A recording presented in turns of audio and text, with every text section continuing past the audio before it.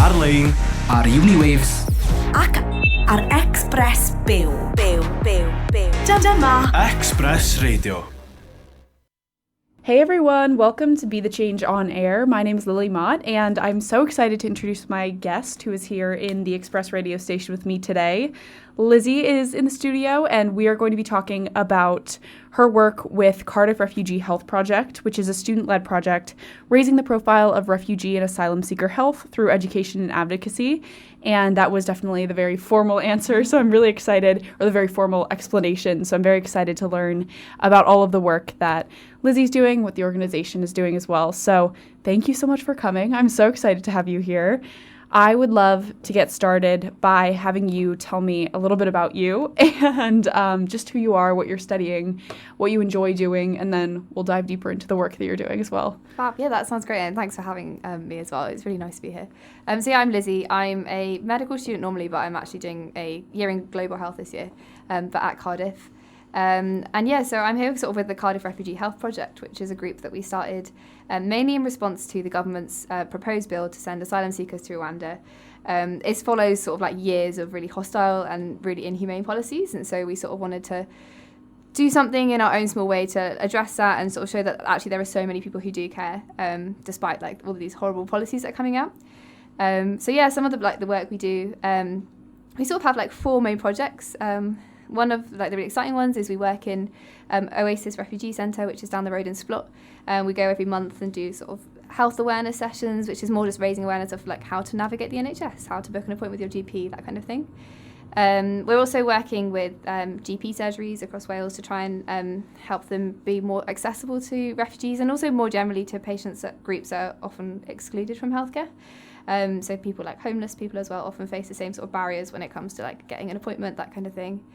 And then one of the new projects that we're trying to get going this year is making translated infographics on health topics, because like language barriers are a really big issue for lots of people, whether it's knowing sort of the basics of how to go about getting involved in like booking an appointment, or whether it's about just understanding important things about diseases. Yeah, definitely. Tell me about why you got involved in the organization as much as you're comfortable sharing. Just tell me about that background for you and what motivated you to get started with this. Yeah, so sort of as I said, like it was just in response to these policies that were coming out, and I didn't have loads of experience, and I guess that's probably one of the things that I've really taken away from this is that like even though a lot of the time we don't have the answers, at least we've got the motivations, and there's so many people that are already working in this area that we can start to learn from other people too. So I sort of got involved because I wanted to do something. And me and Makeda, who's now graduated as a doctor but was a Cardiff student as well, we set this up and just sort of put out messages on Facebook and sent out emails and stuff. And we were really, really overwhelmed with like such positive response and how many other people wanted to get involved too. So since then, there's like a group of us now that are really active, sort of doing all of these different projects. And we've tried to, there's so many other people working on this area in Cardiff as well, so we've made like connections, which has been really nice. And I guess like one of the reasons I got involved is just that I really enjoy organising with other people, and I think it's always so inspiring to be working alongside people that are equally passionate and just involved in this kind of work. Yeah, definitely. And did you mention, are you studying medicine? Are you going to be a doctor? That's the plan, yeah. Okay. This is the plan. Definitely. So it all kind of ties together a little bit. That's awesome. So tell me about what you're interested in specifically in the medical field. Does it have to do with the work that you're kind of doing now with this project? Tell me about that. Yeah, so I'm actually studying global health this year, which is kind of the bigger picture of health, sort of think like WHO, like World Health Organization, that kind of stuff. So I guess I'd love to work something within that capacity, but I'm still very undecided on what I want to do specifically. But I guess whilst we're like predominantly a health group, we'd love to like expand beyond just medical students, and also we work really closely with the Student Action for Refugees, so that's the STAR group in Cardiff, who are a fantastic group running lots of like conversation classes down with the refugee centres as well. Sorry, I can't remember where I was going with that point. So sort of in terms of like where I see myself working, I think it depends. Yeah, definitely. And I think that I'm going to try to talk with them actually on a later episode, hopefully, Star, with someone from STAR, hopefully. But tell me about the I guess, the events that you've already done, some of the different programming that you've done. What have you been involved in? Kind of paint a picture of what those look like. Yeah, and yes. I would love for more people to get involved, of course. So tell me about what you've done, and then maybe we'll touch on some events coming up as well. But yeah, tell me about some of those that you've done so far. Yeah, so one of the things we do really regularly is going to Splot, where we do our sessions raising awareness of different health issues and that kind of thing. And that's really fun. We always get treated to a really lovely lunch there, which we join all the asylum seekers and refugees working there for. And it's always really interesting just to hear everybody's different experiences, often some really hard stories to hear as well. But I always come away with sort of such a sense of hope of all the people that are working for so much sort of common good within the refugee space. So that's like one of our projects. We've done quite a lot of training sessions as well for younger years of medical school, but also we're trying to reach out across the NHS as well. So one of the big campaigns that we support is a really fantastic campaign called Patients Not Passports. This is a campaign against a set of policies which are known as the hostile environment. So the government over sort of the past decade have deliberately tried to introduce these policies to make certain areas of living in the UK as uncomfortable as possible for asylum seekers and undocumented migrants, for example. So some of the things include like sharing data between the Home Office and patient records, which is obviously a breach of confidentiality, or trying to charge people for services. So currently there's a massive campaign going on for a 3-year-old who owes something upward of like 30 grand for some treatment for her liver, a really rare liver cancer that she got. And it's really tragic stories like this, which I think people often aren't aware of. So we just want to raise awareness of that, but B, show that we can really make a difference. So whether it's us talking as medical students or coming from the healthcare profession, but also just more generally, whether it's talking about hostile environment policies or other policies, we have such powerful voices, specifically in Wales actually, because Wales is much more lenient within their refugee policies, which is really positive. And if we can continue on that, then it sets an example for the rest of the UK to adopt sort of nation of sanctuary policies, which Wales currently has. And I think it's important to recognise as well, we're coming up to like the election period, so politicians care like now more than ever about what we're saying. So if we do turn up to those protests and we're actually we're showing what we do think and what we don't stand for, and the UK is a powerful voice in the global space as well. So if we can, like, we're privileged in a way that we can lobby our government, and that's how I see we can make a difference sort of more fundamentally as well. Yeah. So we support those campaigns as well, and we've got a bunch of other projects going on as well.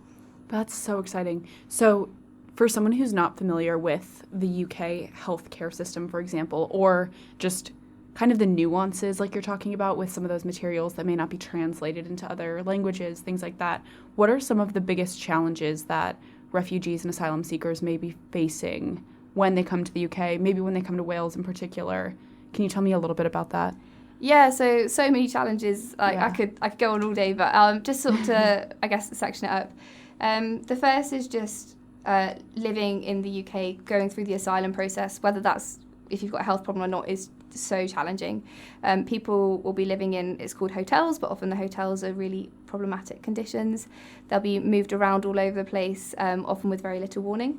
And actually a really sad example of that is somebody who I was talking to at Oasis, and he was really happy, and I was like, oh, why are you so happy? And he said, I've just been given a home, and that's because he previously had been in a hotel, and then his asylum claim got approved, and he got 28 days to find a new house, find a new job, and do all that admin, which is just not possible. So he'd then been sleeping in Roath Park on a bench for a good few weeks. So that's sort of just the first thing, is it's a very unpredictable and very challenging process to go through.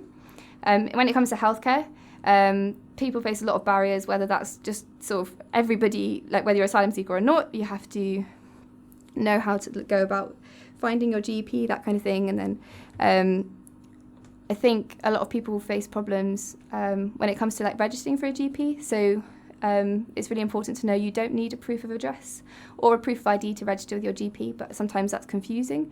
So it's important that we make sure that, for example, receptionists are aware of that and don't ask for those details. Language barriers are just a massive issue, trying to navigate or communicate difficult things.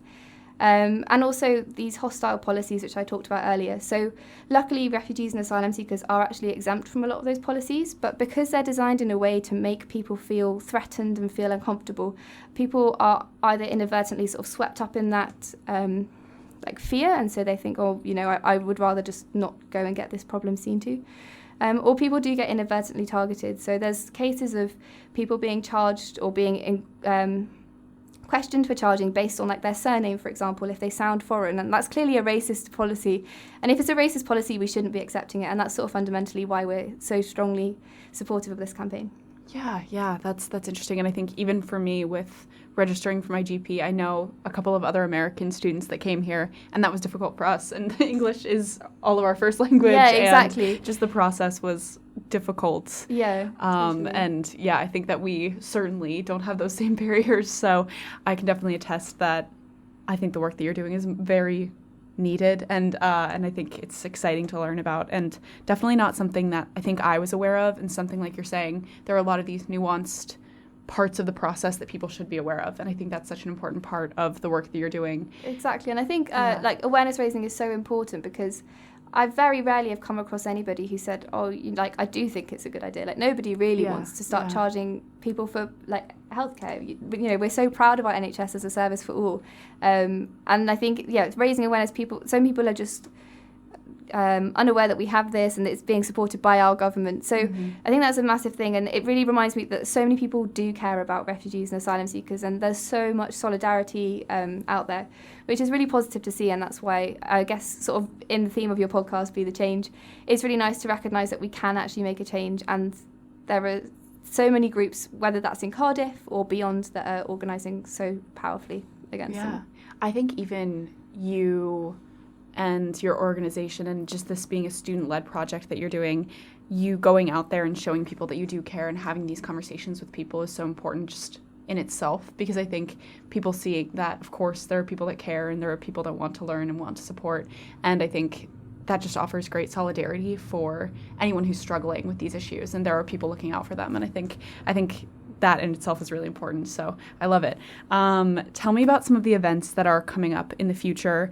What are ways that people can support you and support the work that you're doing with the project?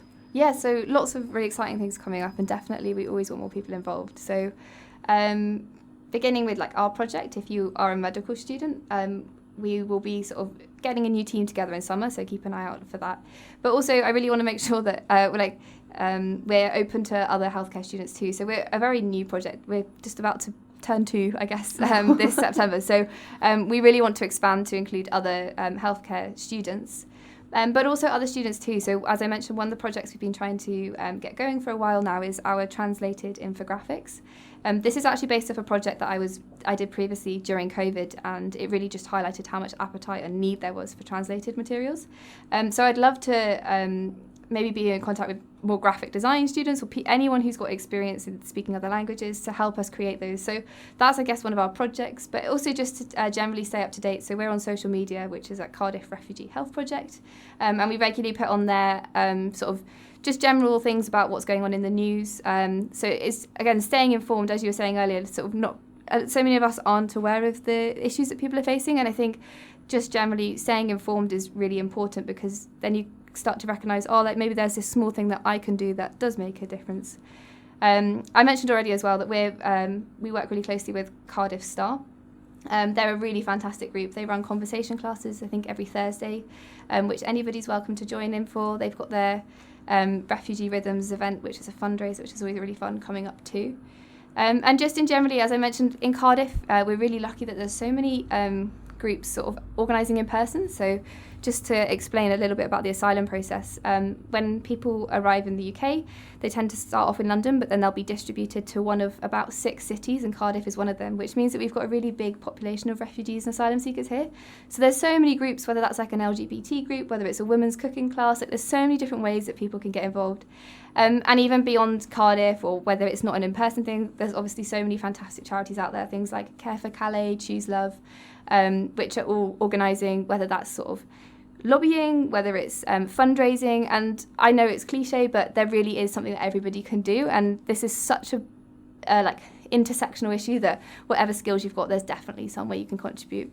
Yeah, there's definitely space. And I'll definitely link all of your information for the project and all of the social media networks and things like that in the description too, so people can contact you, and if they have questions or if they want to reach out, I'm sure that you're more than willing, and you were awesome when I reached out to try to schedule this, so I can attest. And just sort of following on from that, I guess one of the other really fun things that I love about this is that we've come into contact with so many other people and so many friends that we've made, or networks we've made through this. So whilst I obviously feel like it's really important that we're engaged in this, I've gained so much myself. Some of my closest friends are people that I'm messaging every day being like, oh, hope you're having a good day, and also have you sent off this thing? It is working in these spaces which is so empowering and so inspiring to be around other people doing the same jobs. Yeah. You meet amazing people that share your passion, or they're passionate about something else that gets you inspired. And I feel like so often it's kind of this this effect, this spiral where it's just good stuff and then more good stuff and friendships and amazing people, and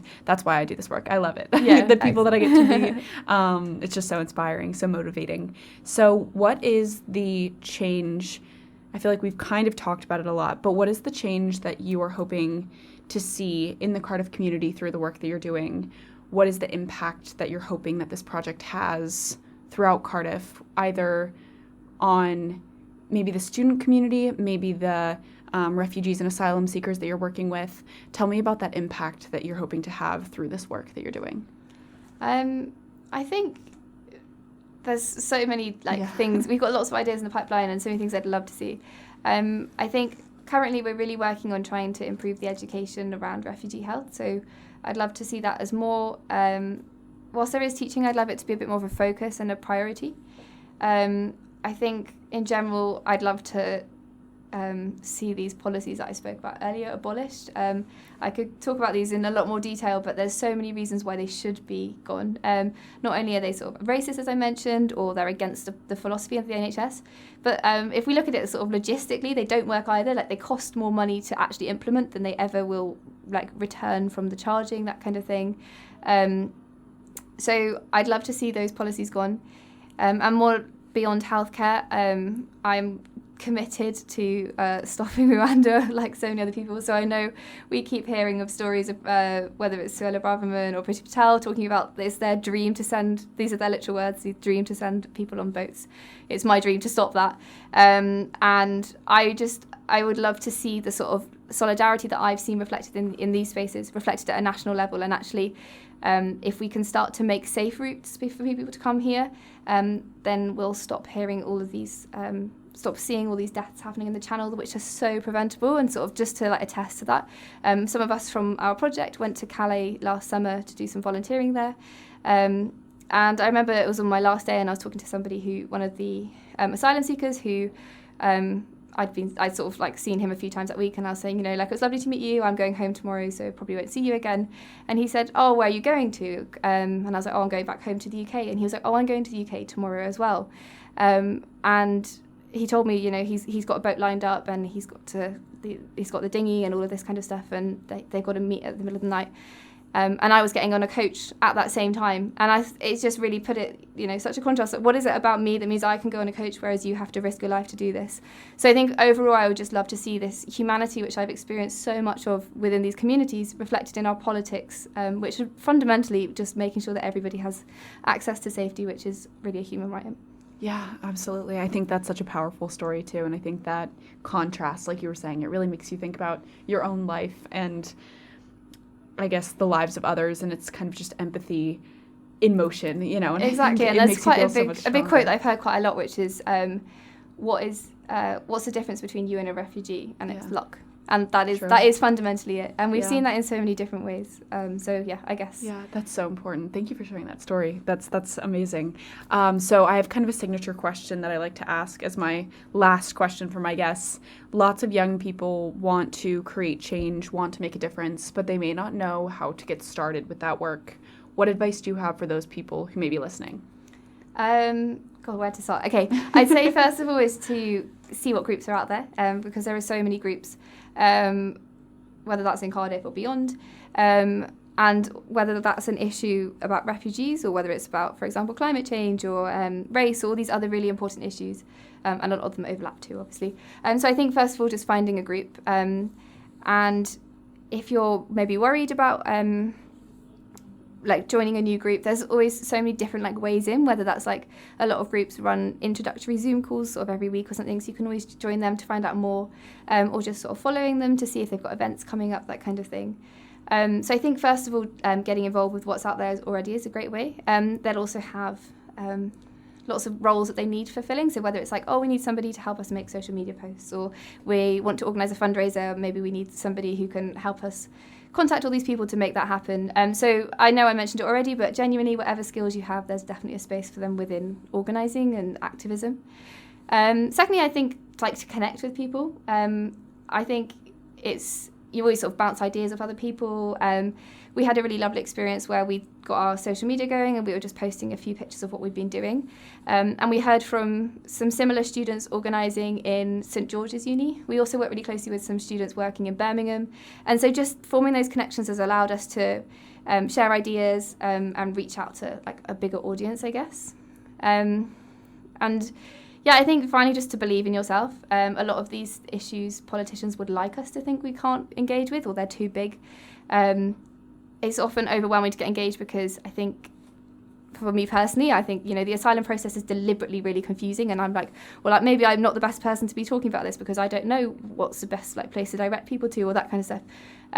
But you don't need all those answers to get involved. You just need the passion and the willingness to learn, and as I mentioned, sort of like connecting up with other people. So I guess if I was boiling it down to 3 points, my first thing would be to find a group that you can organise with, to reach out and like meet other people in this space, and just to believe that you can make those differences. Yeah, I think that's so true, and I love the willingness to learn point as well that you made at the end, because I think if you're interested and if you're passionate enough and you want to learn about these issues, that comes with time. I think just listening to people's experiences, and just putting yourself in those positions to learn and to interact with people that maybe you wouldn't otherwise, that's the first step. And if you're passionate enough, you can get there. Yeah. And I think that's great advice. I love it. And exactly, it's always like there's not like the right answer always as well. Yeah, I think. Yeah. I know there's some really good influencers I follow that talk a lot about this, like, oh, I'm not the perfect activist, and like nobody is going to be perfect and going to be saying all the right things. But at least we can try, and we can start to like change those things. And so don't expect to be like like the perfect person, or like know the right thing, because maybe there isn't the right thing. And it's all about collaboration. And I think I've got my laptop out in front of me, and I've got this quote which I've saved as the screensaver, which I just like. So it sort of sums it all up, I guess. I think it's by Margaret Mead. I'd have to check, but the quote is, "Never doubt that a small group of thoughtful, committed citizens can change the world. Indeed, it's the only thing that ever has." And I think that sort of sums up my sentiment, really. But both for me personally, I've got so much out of working in these small groups, but I can see the power that they have too. Absolutely. And I think I'm a big believer in all of it helps, everything, especially if you're just putting out good energy and you have good intentions. Every little bit counts. And I think that kind of ties into, it doesn't matter if you're a huge group. It doesn't matter if you're the one holding the megaphone when you're protesting. It doesn't matter if you're the social media person whatever you're doing, that's helping, and I think that really ties in as well to your sentiment. And yeah, I totally agree. Thank you so much, everyone, for listening. If you want to talk about anything I mentioned, please reach out to me by email at lily@bethechangepodcast.org or on Instagram at bethechangepodcast. Next week, I'm going to be joined by Millie Mae Adams, who is Miss Wales 2023, as well as the founder of Street Doctors Exeter, a medical student, and so much more. So listen live to that interview next week. But until then, be the change you wish to see in the world. Bye, guys. Thank you so much for coming on. This was so fun. Thank you.